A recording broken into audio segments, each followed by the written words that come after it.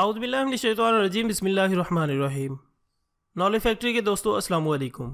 ناظرین اکرام، امریکہ کے 16ویں صدر ابراہم لنکن کا شمار دنیا کے ان چند لیڈروں میں ہوتا ہے جن کو کسی بھی تعارف کی ضرورت نہیں ہوتی، کیونکہ ان کا نام ہی اپنا تعارف ہوتا ہے۔ لنکن بچپن میں کھیتی باڑی کرتا تھا اور پھر اس نے لکڑی کا کام شروع کر دیا۔ بعد میں وہ پوسٹ ماسٹر بنا اور بڑا ہو کر وہ وکالت کے شعبے سے منسلک ہو گیا، لیکن وہاں وہ ایک ناکام وکیل ثابت ہوا کیونکہ اس کی ناکامی کی کئی وجوہات تھیں۔ پہلی وجہ تو یہ تھی کہ اسے فیس لیتے ہوئے دکھ ہوتا تھا، اس لیے اسے 90% کیس مفت لڑنا پڑتے تھے۔ دوسری بڑی وجہ یہ تھی کہ وہ لوگوں کو عدالت سے باہر کیس ختم کرنے کے مشورے دیتا تھا۔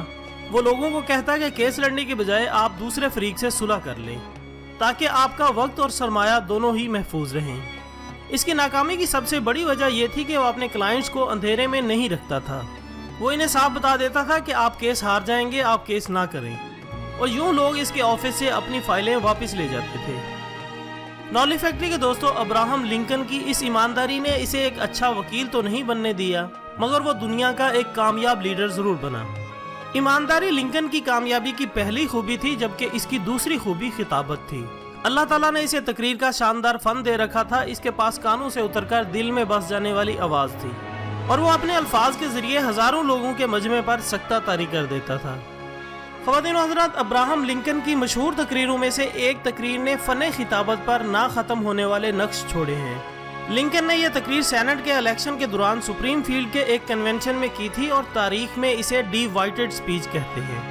اس تقریر کا بیک گراؤنڈ سپریم کورٹ کا وہ فیصلہ تھا جس میں کورٹ نے کالوں کی غلامی کو جائز قرار دیا تھا، اور لنکن نے اس فیصلے کے خلاف تقریر کی تھی۔ نالج فیکٹری کے دوستوں، تقریر سے پہلے لنکن اس کی پریکٹس کے لیے ایک کمرے میں چلا گیا۔ اس نے کمرہ اندر سے لاک کیا اور اپنے قریبی دوست اور مشیر کو تقریر سنانا شروع کر دی۔ اس تقریر کا پہلا فقرہ ہی انتہائی خطرناک تھا۔ لنکن نے اپنی تقریر اس فقرے سے شروع کی کہ میں سمجھتا ہوں کہ ہمارا نظام نہیں چل سکتا، کیونکہ اس نظام میں آدھے لوگ آزاد ہیں اور آدھے غلام۔ اس وقت امریکہ کے گورے ہر اس سیاستدان کو ناپسند کرتے تھے جو کالوں کے حقوق کی بات کرتا تھا۔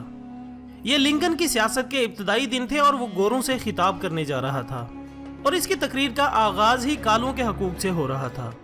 چنانچہ اس کے دوست نے یہ فقرہ کاٹ دینے کی درخواست کی۔ لنکن نے پوچھا، کیا میری بات غلط ہے؟ اس نے کہا، نہیں، تمہاری بات تو درست ہے، لیکن یہ درست بات کہنے کا وقت نہیں ہے۔ لنکن مسکرایا اور اس نے جواب دیا کہ سچ کے لیے مناسب وقت کا انتظار دکاندار کرتے ہیں، سیاستدان یا لیڈر نہیں۔ ہو سکتا ہے کہ اس تقریر سے میں الیکشن ہار جاؤں، لیکن کم از کم میرا ضمیر تو مطمئن رہے گا۔ خیر ناظرین، لنکن جب اپنے پہلے صدارتی خطاب کے لیے سینٹ میں داخل ہوا اور تقریر کے لیے آگے بڑھا تو اچانک ایک سینیٹر اپنی نشست سے اٹھا اور ابراہیم لنکن سے مخاطب ہو کر بولا، لنکن یہ مت بھولنا کہ تمہارے والد میرے خاندان کے جوتے سیتا تھا۔ یہ فقرہ سن کر پورے سینٹ نے کہکا لگایا۔ لنکن بھی مسکرایا اور سیدھا ڈائس پر چلا گیا، اور اس رئیس سینیٹر سے مخاطب ہو کر بولا، سر میں جانتا ہوں میرا والد آپ کے گھر میں آپ کے خاندان کے جوتے سیتا تھا، اور آپ کے علاوہ اس حال میں موجود دوسرے لوگوں کے جوتے بھی سیتا رہا ہے، لیکن آپ نے کبھی سوچا کہ امریکہ میں ہزاروں موچی تھے، مگر آپ کے بزرگ ہمیشہ میرے والد سے ہی جوتے کیوں بنواتے تھے؟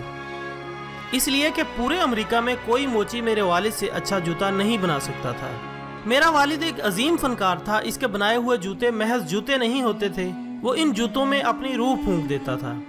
میرے والد کے پورے کیریئر میں کسی نے ان کے بنائے ہوئے جوتے کی شکایت نہیں کی، اور اگر آپ کو آج میرے والد کا بنایا جوتا تنگ کرے تو میں حاضر ہوں۔ میں بھی جوتا بنانا جانتا ہوں، میں آپ کو اپنے ہاتھوں سے نیا جوتا بنا کر دوں گا، لیکن مجھے یقین ہے کہ آپ میں سے کوئی میرے والد کے کام کی شکایت نہیں کرے گا، کیونکہ پورے امریکہ میں میرے والد سے اچھا موچی کوئی نہیں تھا۔ وہ ایک عظیم فنکار، ایک جینیس اور ایک عظیم کاریگر تھا۔ مجھے اس عظیم موچی کا بیٹا ہونے پر فخر ہے۔ ابراہم لنکن نے تقریر ختم کی اور صدارت کی کرسی پر بیٹھ گیا، لیکن پورے حال کو سانپ سونگ گیا۔ لنکن پر فقرہ کسنے والے سینیٹر نے شرمندگی کے عالم میں سر جھکا لیا، اور اس کے بعد کسی امریکی سیاستدان نے لنکن کو موچی کا بیٹا نہیں کہا۔ لیکن کالوں کے حق میں دلائل کے بعد اس کی شخصیت کا معیار نیچے گر گیا، لیکن اس نے سچ بولنا نہیں چھوڑا، یہاں تک کہ لنکن امریکہ کا صدر بن گیا، اور اس کی حلف برداری کی تقریب میں پہلی بار سیاہ فاموں نے وائٹ ہاؤس میں قدم رکھا۔ خواتین و حضرات، ایک مرتبہ ابراہم لنکن ایک کتاب لکھ رہا تھا جس کا نام تھا می اینڈ مائی کرچ۔ وہ کہیں میں دوسری ڈائری پڑھی ہے، وہ مجھے پکڑا دو، میں دوبارہ لکھ لوں گا۔ نالج فیکٹری کے دوستو، ابراہم لنکن نے اب شخص ضرور ہوتا ہے، बिल्कुल ऐसे ही हर लालची सियासतदान के मुकाबले में एक बेलौस रहनुमा जरूर पैदा होता है। इसे सिखा दीजिए कि हर दुश्मन के मुकाबले में एक दोस्त भी होता है। इसे ये भी ज़रूर बताएं कि खून पसीने से कमाया गया $1 इन $5 से ज़्यादा कीमती है जो मुफ्त में मिल जाएं। इसे हार बर्दाश्त करना और जीत को मनाना भी सिखाएं। इसे हसद से बचाएं और खामोश हंसी का राज भी बताएं। इसे सिखलाइएगा कि जालिमों को हराना नहायत आसान होता है और इसे किताबों की कदर कीमत से भी आगाह कीजिएगा।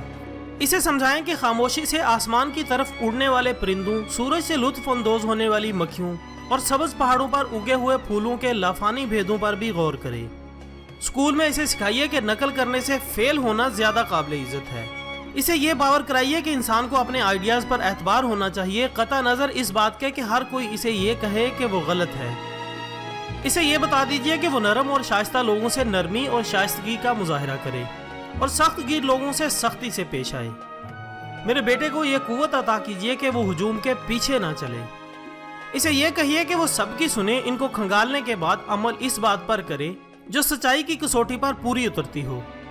इसे सिखा दें कि गम की हालत में कैसे हंसा जाता है और इसे बता दें कि आंसू बहाने में कोई शर्म नहीं, कर ही फौलाद बनता है। मेरे बेटे को वो ताकत अता करने की कोशिश कीजिए कि हर शख्स की बात सुने, लेकिन ये भी बताइए कि जो कुछ सुने इसे सच की कसौटी पर परखे और दुरुस्त हो तो अमल करे। नाज़रीन इकराम, इस वीडियो का मकसद ये था कि आपके इल्म में इजाफे के साथ साथ ऐसा जज्बा भी पैदा किया जाए जो आपको दूसरों से अलग बनाए। अगर भूख और अफलास में पलने वाला इंसान अब्राहम लिंकन बन सकता है तो आप क्यों नहीं। जरा सोचें, अगर लिंकन की जगह वो किताब आप लिख रहे होते और चाय आपकी किताब पर गिर जाती तो आप वहां क्या करते। इस सवाल का जवाब कमेंट्स बॉक्स में ईमानदारी के साथ लिखें और फिर देखें कि हम सब में से किसके पास बर्दाश्त की कितनी कुव्वत है। आज कोई हमें ओए करके बुला दे तो हम काटने को आते हैं, और अगर कोई गाली दे तो इसे इससे भी बुरे लफ्जों की मार देते हैं। खुदारा सब्र और बर्दाश्त करना सीखें। अगर आपको हमारी वीडियो पसंद आई हो तो इसे अपने दोस्तों के साथ शेयर करके इनकी इस्लाह करने में हमारा साथ दें। इसके साथ ही आज की वीडियो का इख्तिताम होता है। कल एक नए टॉपिक के साथ दोबारा मिलते हैं, तब तक के लिए इजाज़त दीजिएगा। अपना दोस्तों, रिश्तेदारों और गिरदोनवा के तमाम लोगों का बहुत ख्याल रखिएगा। अल्लाह हाफिज़।